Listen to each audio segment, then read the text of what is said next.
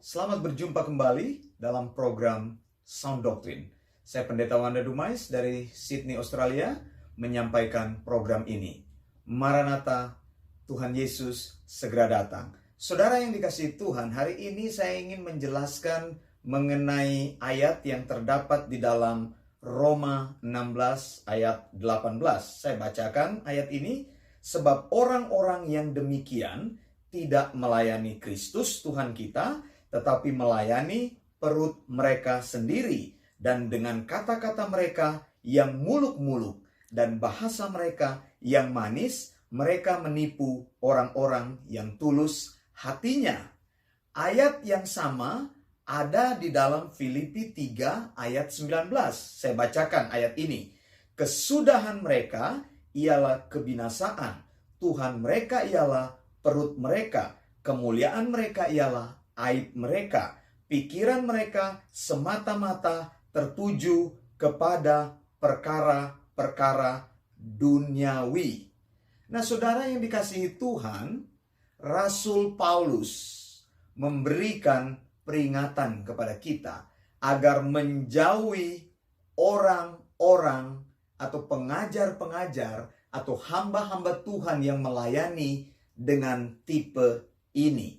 Yang pertama, orang yang melayani perut mereka. Lalu yang kedua, orang yang menjadikan perut mereka sebagai Tuhan. Hati-hati dengan tipe pelayan seperti ini. Hati-hati dengan orang percaya tipe seperti ini. Engkau harus menjauhi orang dengan tipe seperti ini. Yang pertama, orang yang melayani perut mereka. Lalu yang kedua, orang yang menjadikan perut mereka sebagai Tuhan. Ya, sebenarnya ini adalah kategori yang sama, meskipun saya menuliskannya dalam dua tipe. Jadi keutamaan orang-orang tadi sebenarnya dalam hidup mereka hanyalah perut. Ya, saya mengutip pendapat dari John Gill, seorang komentator Alkitab yang terkenal, mengenai ayat Roma 16 ayat 18 tadi yang sudah kita baca. John Gill memberikan pendapat begini, sebab mereka bukanlah orang yang melayani Tuhan kita Yesus Kristus. Mereka tidak memberitakan tentang Dia. Mereka tidak mencari hal-hal mengenai Kristus, kemuliaan dan kepujian Kristus, memberitakan Injilnya dan membesarkan kerajaan dan hal-hal yang berkaitan dengan Kristus. Mereka mencari kepentingan mereka sendiri, kemuliaan dunia, pujian, kekayaan, dan keindahan diri sendiri. Mereka mencari apa yang menyenangkan manusia, dan dengan demikian mereka bukanlah pelayan Kristus. Mereka memperkenalkan aturan makan dan minum ke dalam kerajaan Kristus, di mana hal itu tidak pernah ada, dan mengabaikan pengajaran kebenaran dan damai sejahtera yang menghasilkan sukacita di dalam Roh Kudus. Maka hal-hal yang kelihatan rohani tadi tidak melayani Kristus, dan karena itu orang-orang tadi tidak diterima oleh Allah dan tidak boleh diterima oleh orang Kristen. Tapi orang-orang tadi harus ditandai dan dihindari. Jadi John Gill, seorang komentator, seorang pengajar Alkitab, seorang komentator Alkitab yang terkenal, bahkan dia mengatakan orang-orang yang seperti itu engkau harus tandai, engkau harus hindari. Jadi dia memberikan komentarnya bahwa orang-orang yang melayani perut itu adalah orang-orang yang sebenarnya hanya mencari kemuliaan diri mereka sendiri, membesarkan kerajaan diri mereka sendiri. Mereka mencari kepentingan diri sendiri, kemuliaan diri mereka sendiri. Nah, saudara-saudara, sound doctrine atau ajaran yang sehat sebenarnya tidak mengenal kata kompromi. Oleh sebab itu Paulus katakan di sini, Paulus ajarkan di sini mengenai pemisahan Alkitabiah. Doktrin pemisahan Alkitabiah. Kalau engkau sudah tahu ada ajaran-ajaran yang seperti itu, ada orang yang jelas-jelas mengajarkan atau mencari kemuliaan diri mereka sendiri, mengajarkan kerajaan mereka sendiri, engkau harus menghindari orang-orang seperti itu. Dengan kata lain, Paulus mau berkata di sini bahwa tidak semua ajaran Kristen itu sama. Tidak semua ajaran gereja itu sama. Kita harus memeriksa dengan teliti. Ajaran akan membedakan apa yang dipercaya seseorang. Dua orang bisa disebut Kristen, tetapi dua orang ini bisa berbeda dalam ajaran yang diterimanya. Ada ajaran sound doctrine, ajaran sehat, ajaran Alkitabiah, ajaran yang benar, ajaran yang menurut apa yang Tuhan firmankan. Ada ajaran perut. Ajaran perut itu Tuhan mereka adalah perut, kemuliaan diri sendiri, kepentingan diri sendiri. Mereka hanya meninggikan diri mereka sendiri. Mereka mencari kemuliaan dunia, membesarkan kerajaannya, tetapi tidak mencari kepentingan Kristus. Saudara, ajaran-ajaran perut ini bisa saja muncul dan diakui sebagai ajaran Kristen.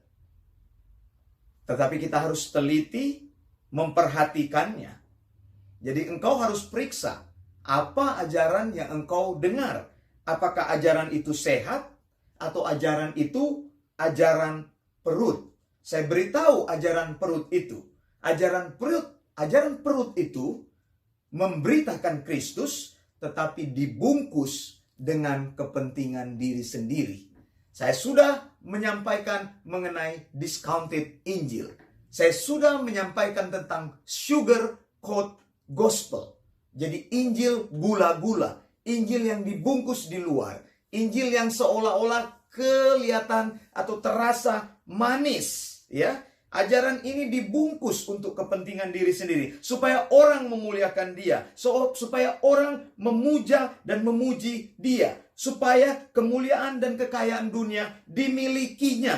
Ya, ini orang kompromi, tidak ada ajaran di dalam pengajaran, di dalam pelayanan mereka. Ya, mereka hanya mau menyenangkan semua orang. Tujuannya merangkul banyak pengikut. Kalau pengikut banyak, maka banyak uang yang akan masuk dalam pelayanannya. Supaya kepentingan dirinya ditinggikan. Begitu. Ini sebenarnya entertain. Ini artis rohani ini ya.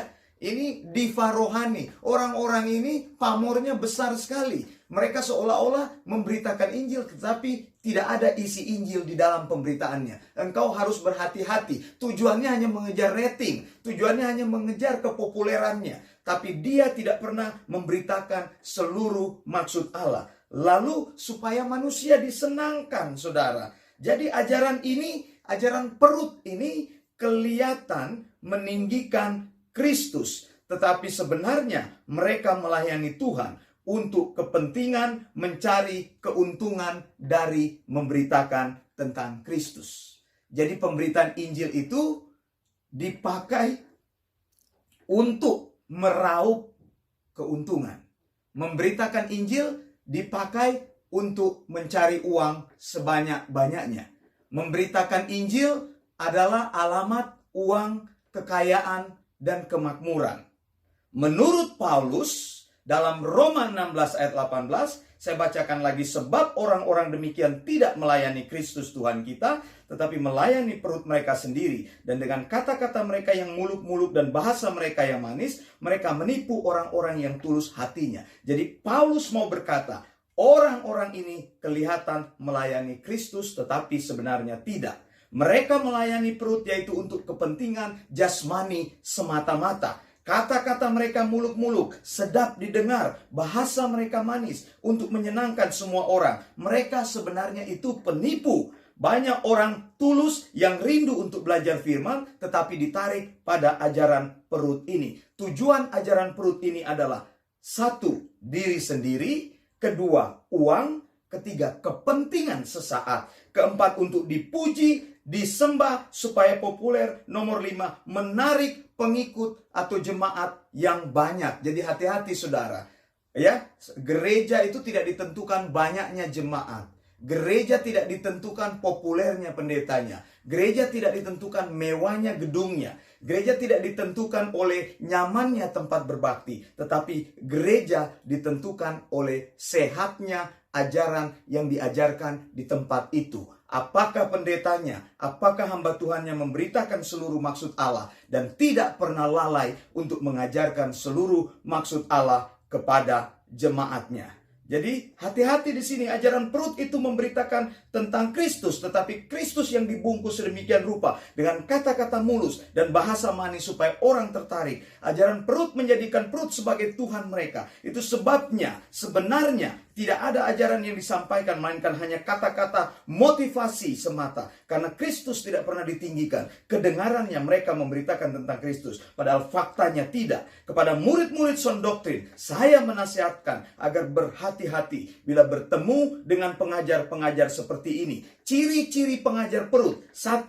Ajarannya kompromi. 2. Ajarannya manis dan muluk-muluk. 3. Ajarannya untuk uang, popularitas, harta, dan kemuliaan diri sendiri. 4. Ajarannya yang menyenangkan semua orang. Tidak pernah memberitakan Kristus yang sesungguhnya. Ajarannya hanya menyenangkan orang, hanya menyenangkan telinga. Yang kelima, ajarannya jauh dari inti Injil. Murid-murid sound doctrine harus mengambil sikap yang tegas. Jauhi pengajar-pengajar seperti itu. Jauhi ajaran-ajaran mereka. Jauhi dari men-sharing atau membagikan firman yang mereka sampaikan dari mana-mana pun. Kita harus menjadi steril. Jauhi persekutuan dengan doktrin atau ajaran perut. Telanjangi ajaran-ajaran penuh tipuan dari orang-orang ini. Kita harus, yang pertama, defend, ya, mempertahankan, dan fight, ya. Kita harus